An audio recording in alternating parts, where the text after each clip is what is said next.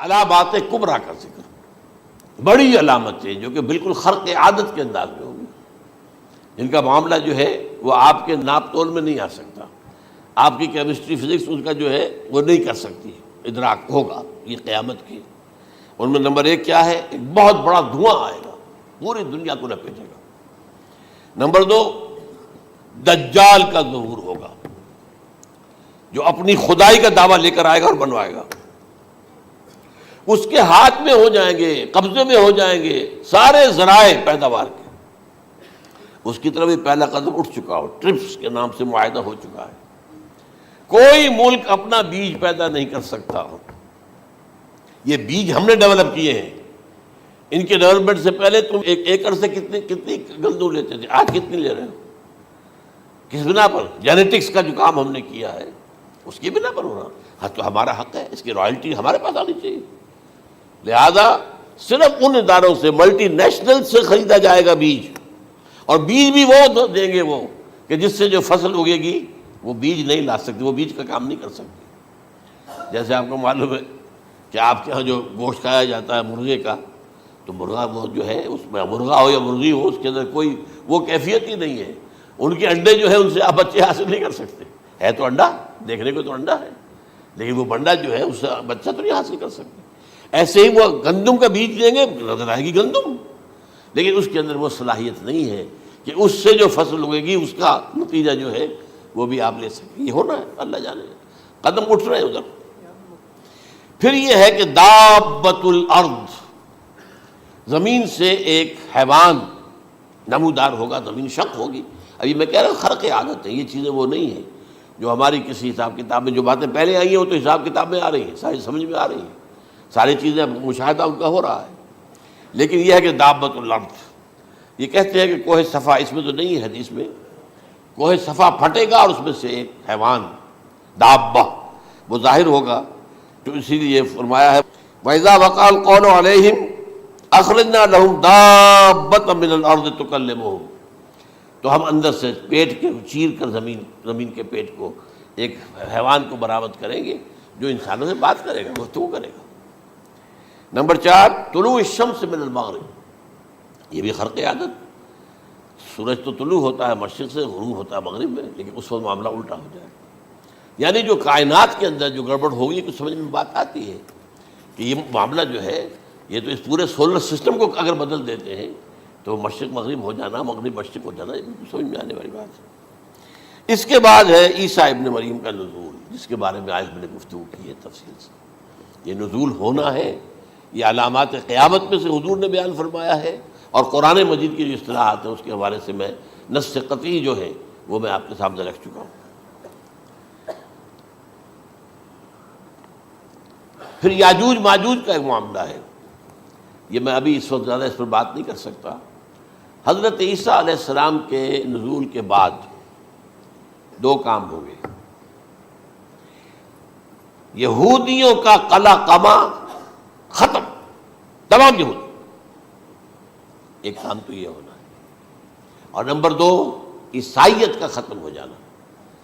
عیسائیت کی نفی کر دیں گے، بھائی تم مجھے خدا کا بیٹا بنائے بیٹھے ہو، میں تم خدا کا بیٹا نہیں ہوں، میں تو اس کا بندہ ہوں، رسول ہوں، میں نے تم سے کب کہا تھا کہ مجھے خدا کا بیٹا بناؤ۔ نمبر 2 یہ کہ وہ خنزیر کو قتل کر دیں گے، یعنی یہ تم نے خنزیر کب سے کھانا شروع کر دیا؟ میں تو تم کو نکاح اجازت دے کر گیا تھا، یہ تو شریعت موسوی میں حرام تھا، اور میں کہہ کر گیا تھا کہ یہی شریعت تم پر لاگو رہے گی، ہاؤ کم؟ تم نے کیسے یہ؟ آج بھی بہت سے رومن کیتھولکس جو ہے وہ سور نہیں کھاتے، وہ اس میں ہے ان کے اندر کچھ نہ کچھ بات جو ہے جو حضرت عیسیٰ کی تعلیمات کا کچھ اثر ان کے ہاں ہے۔ میں تو ایک مرتبہ، یہ 1971 کی بات ہے، 4-5 دن کے لیے برسلز میں رکا تھا، اس لیے کہ وہاں مجھے ایک صاحب نے خط لکھا تھا کہ وہاں ایک نوجوان ہے، ابھی اس ایمان لایا ہے، اور اس کے کچھ مسائل ہیں، ہم کوشش کر رہے ہیں ان کے مسائل حل کریں، آپ بھی جا رہے ہیں۔ میں انگلینڈ جا رہا تھا تو واپسی پر آپ ان کے یہاں چند دن ٹھہرے، میں حیران ہوا، ویسے اس نے مجھے اپنے گھر ٹھہرایا نہیں، اس لیے کہ ماں باپ تو اس کے کرسچن تھے، اور پولیس کا چیف آفیسر اس کا باپ تھا، چیف آف پولیس فورس۔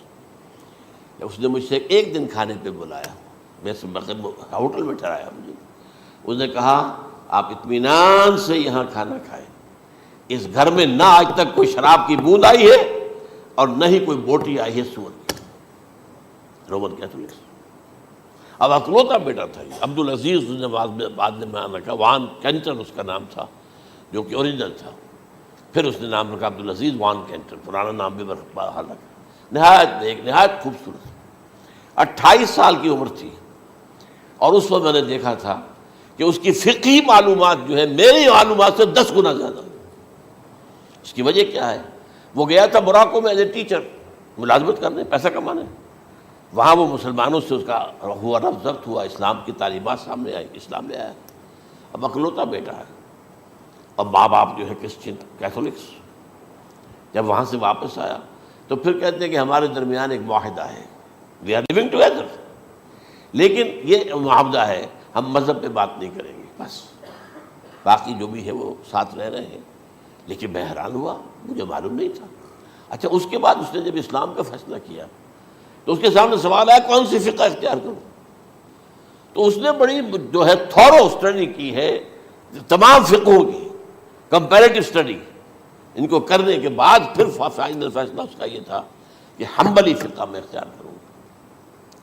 چاروں فقہوں میں سب سے لیٹسٹ حنبلی ہے، یعنی حنفی نمبر 1، پھر مالکی نمبر 2، پھر اس کے بعد شافعی نمبر 3، پھر یہ امام احمد ابن حنبل ہے. اور امام احمد ابن حنبل کے زمانے تک احادیث بہت بڑے پیمانے پر جمع ہو چکی تھی، جبکہ ابھی حضرت امام ابو حنیفہ کے زمانے میں کوئی اتنا زیادہ جو ہے حدیث کا بھی ذخیرہ نہیں بنا تھا. اسی پر تو لوگ حیران ہوتے ہیں کہ زیادہ حدیث امام ابو حنیفہ کے علم میں نہیں تھی، لیکن مجال ہے کہ ان کا کوئی فتویٰ جو ہے کتاب و حدیث کے، کتاب اور سنت کے خلاف ہو.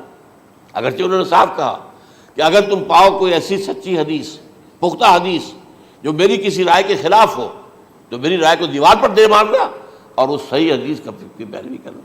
لیکن ویسے اس کے بعد یہ کمال یہ ہے کہ بہت ہی کوئی شاذ معاملہ ہے کہ جس میں ان کا کوئی فتویٰ وہ کتاب و سنت کے منافی ہو یا سنت کے منافی ہو. کتاب پہ تو سوال پیدا نہیں ہوتا، کتاب تو ساری ان کے سامنے موجود تھی. اس کے بعد یہ ہے کہ یاجوج ماجوج، اصل میں بتا رہا تھا آپ کو کہ جب عیسائیت بھی ختم ہو گئی، یہود ویسے ختم ہو گئے، استیصال ہو گیا، جڑ کٹ گئی. اب عیسائیت گویا کہ اسلام میں ضم ہو گئی.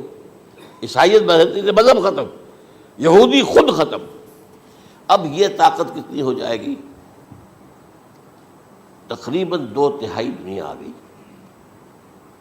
تمام اب عیسائی 2 ارب کے قریب ہے، 1 ارب 90 کروڑ ہوں گے، یا مسلمان بھی 1 کروڑ 50-60 لاکھ ہیں. دونوں کو جوڑ لیجیے کتنے ہو گئے؟ 6 ارب کل آبادی ہے. لیکن اس کے بعد آتا ہے یاجوج ماجوج کا خروج. یہ یاجوج ماجوج میرے نزدیک چائنا اور رشیا ہے.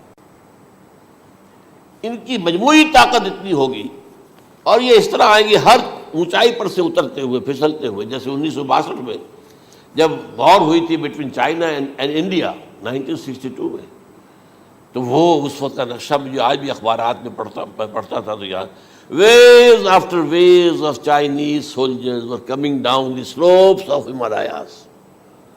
یہ تو وہ ہے نا جن کی تعداد کا کوئی حساب نہیں ہے. اور رشیا اور یہ مل کر جو ہے، میرا اندازہ یہ ہے کہ جب پہلے ملحمۃ العظمیٰ ہوگی وہ عیسائیوں اور مسلمانوں کے درمیان، اس وقت یہ دونوں پاورز نیوٹرل رہے گی. لیکن غالباً یہ بات طے کر لیں گی کہ ویپنز آف ورلڈ جو ہے ماس ڈسٹرکشن، یہ استعمال مت کرنا. اگر یہ ویپنز آف ماس ڈسٹرکشن استعمال کرو گے تو ہم میدان میں آ جائیں گے. اس میں وہ جنگ جب ہو چکے گی، پھر حضرت عیسیٰ کو فتح حاصل ہو جائے گی، اور پھر یہ کہ یہودیت ختم ہو جائے گی، عیسائیت بطور مذہب ختم ہو کر اسلام میں ضم ہو جائے گا. پھر وہ 40 برس کا عہد حکومت ہے حضرت عیسیٰ علیہ السلام. لیکن جب یہ فتح ہو جائے گی ان پر، اب یاجوج ماجوج آئیں گے اور اتنی تعداد میں آئیں گے کہ بحیرہ طبریہ جو ہے اس کا سارا پانی پی جائیں گے. یہ تو اگر آپ کو کبھی اندازہ ہو یا کوئی آپ جانیں ان لوگوں کو جو ان چینیوں سے واقف ہیں، وہ کہتے ہیں زمین پر ہلتی ہوئی کوئی چیزوں سے وہ چھوڑ کے کھا جائیں گے. جہاں وہ جاتے ہیں ایز اے لیبرر، وہاں کے جو سارے کتے ہیں ختم، ساری بلیاں ختم، ہر شے، وہ جو سانپ کھاتے ہیں، ہر چیز کھاتے ہیں. اور یہ تمام ایسٹرن کنٹریز کے اندر ہوتا ہے، بڑی ڈیلیشیس ڈشز ہیں یہ، سانپ وغیرہ وغیرہ، اور یہ جس طرح کھا جائے، پانی پئے ایک قطرہ نہیں رہے گا اس پر. تو پھر جو ہے اللہ تعالیٰ اس وقت جو ہے اس میں ایک ایسی بیماری پیدا کرے گا کہ یہ سب مر جائیں. یہ معجزے سے ہوگا، یعنی ان کے اوپر فتح جو ہے وہ عام لڑائی کے ذریعے سے نہیں ہوگی، بلکہ اس کے اوپر فتح جو ہوگی وہ اللہ تعالیٰ سے بوجھ، ایک بیماری پیدا ہوگی، سب مر جائیں گے. اور اس کے بعد اللہ تعالیٰ ایسے پرندے بھیجے گا بڑی لمبی لمبی گردنوں والے، وہ ان سب کو کھا جائیں گے. جیسے ہمارے ہاں گدھ ہوتے ہیں وہ ان کو صاف کر دیں گے. ورنہ تو یہ ہے کہ پوری دنیا کے اندر جو بدبو اور جو پیدا ہوتا معاملہ اس سے، تو اس نوع انسانی کی بقا ممکن نہیں تھی. ان کے خاتمے کے بعد پھر یہ ہوگا کہ حکومت اسلامی جو ہے پوری دنیا میں حضرت مسیح علیہ السلام کی ہوگی. 45 برس وہ رہیں گے، اسی میں وہ کہلن بھی آ جائے گا، وہ فی المہد و کہلن جو میں نے شروع میں بیان کیا تھا. اسی میں پھر یہ ہے کہ وہ شادی بھی کریں گے، ان کی اولاد بھی ہوگی، اور پھر ان کا انتقال ہوگا تو حضرت حضور صلی اللہ علیہ وسلم کے حجرے میں، وہیں پر جہاں حضور اور ابو بکر اور عمر رضی اللہ تعالیٰ عنہم دفن ہیں، وہیں پہ ان کو دفن کیا جائے گا. اور قیامت کے دن حضور فرماتے ہیں کہ میں اور یہ تینوں ساتھ نکلیں گے.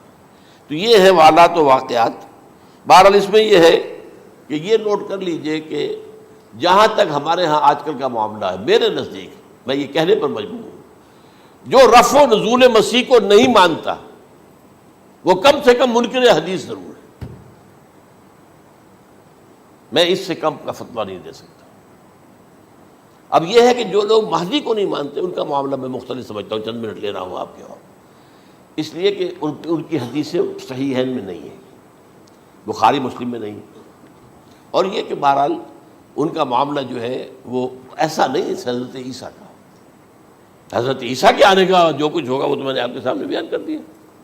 لیکن یہ ہے کہ حضرت مہدی ہمارے نزدیک اس میں خرق عادت کوئی ہے ہی نہیں. جیسے ہر صدی کے مجدد ہوتے ہیں، آخری صدی کے مجدد وہ ہوں گے، اور میرے نزدیک یہی آخری صدی ہے، اور اسی میں حضرت مہدی کا ظہور ہو جانا. سعودی عرب میں کوئی خانہ جنگی ہوگی کسی بادشاہ کے انتقال پر، اور پھر اس وقت یہ ظاہر ہوں گے. اس وقت ملک کے حالات کو سنبھالنے کے لیے لوگ ان کو زبردستی نکالیں گے، چھپے ہوئے ہوں گے ایک گھر میں. یہ حضرت ام سلمہ رضی اللہ تعالی عنہ کی روایت ہے کہ ایک بادشاہ کے انتقال پر یہ خانہ جنگی ہو جائے گی، اور ایک شخص مدینے سے بھاگ کر مکے میں چھپ جائے گا. یہ تو ہے ان کے الفاظ، میں توجیہ کر رہا ہوں. یہ لوگ ان کی طرف دیکھ رہے ہوں گے کہ یہ جو وقت آیا ہے فتنے کا ہماری قوم پر، ہمارے ملک پر، تو ان کی شخصیت ایسی ہے کہ یہ بیچ میں آئیں، صلح صفائی کرائیں، اور وہ جو ہے اس ذمہ داری سے بچ کر بھاگیں گے اور جا کر مکے میں چھپ جائیں گے. پھر لوگ انہیں تلاش کر کے نکالیں گے اور زبردستی ان کے ہاتھ پر بیعت کریں گے، ورنہ وہ اتنے بڑے منصب کو. اور پھر یہ بھی ہے، ایک حدیث میں آتا ہے یصلحُ فی لیلۃ واحدہ، ایک رات میں ان کی مکمل اصلاح کر دیں گے. یعنی اگر کوئی تھوڑا بہت نقص اور عیب کوئی ہوا بھی، کوئی کمی کوتاہی ہوئی بھی، تو اللہ تعالیٰ ایک رات میں اصلاح کروا دیں. لیکن ہمارے نزدیک اس قدر کوئی خرق عادت ہے ہی نہیں. البتہ جو کہتے ہیں اہل تشیع، وہ خرق عادت ہے کہ ان کے 12ویں امام جو ہے وہ بچپن ہی کے اندر اس خوف سے کہ جو بنو عباس بادشاہ ہیں وہ ان کو قتل کر دیں گے، تو وہ ایک غار میں چھپا دیے گئے. اب وہ 1200 برس سے اس غار کے اندر چھپے ہوئے، اور اس کے بعد وہ ظاہر ہوگی، وہ امام مہدی ہوں گے. اس میں خرق عادت ہے. لیکن میں یہ کہتا ہوں کہ محض خرق عادت کی بنیاد پر ہم اس کی نفی نہیں کریں گے. کیوں؟ کیا ہم یہ نہیں مانتے کہ اصحاب کہف 300 برس تک سوئے رہے؟ یہ کیا عام بات ہے؟ حضرت عزیر علیہ السلام اللہ نے انہیں موت دی، موت، اور 100 برس کے بعد زندہ کر کے اٹھا لیا. تو خرق عادت حضرت عیسیٰ کو ہم اتنا بڑا خرق عادت مانتے ہیں کہ اٹھا کر آسمان پر، تیسرے آسمان کے اوپر ہیں، موجود ہیں، اب بھی ہیں. شب معراج میں تیسرے آسمان پر حضور کی ملاقات ان سے ہوئی. تو یہ خرق عادت کی بنیاد پر نفی نہیں ہم کرتے. ہو سکتا ہے، لیکن یہ کہ اس کے لیے ہمارے پاس کوئی دلیل نہیں، کوئی احادیث نہیں، کچھ نہیں، اس لیے ہم اس کو نہیں مانتے. البتہ خود وجود جو ہے حضرت مہدی کا وہ کوئی عجیب بات نہیں ہے. وہ تو جیسے پہلے بھی آئے ہیں ہمارے مجددین، ایسے مجدد ہوں گے اور دین کو تازہ کر دیں گے. ایک صحیح اسلامی ریاست جو ہے وہ عرب میں قائم ہو جائے گی دوبارہ. حضور نے فرمایا وہ عدل اور انصاف سے عرب کو اسی طرح بھر دے گا جیسے کہ وہ اس سے پہلے ظلم اور جور اور زیادتیوں کے سے بھری ہوئی ہوگی. تو یہ کام ہوگا، یہ تو مجدد کا کام ہوتا ہی ہے.